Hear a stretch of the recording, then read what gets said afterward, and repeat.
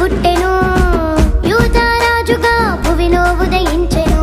యెషయి మొద్దు నుండి చిగురు పుట్టెను, యూదారాజుగా భువిలో ఉదయించెను.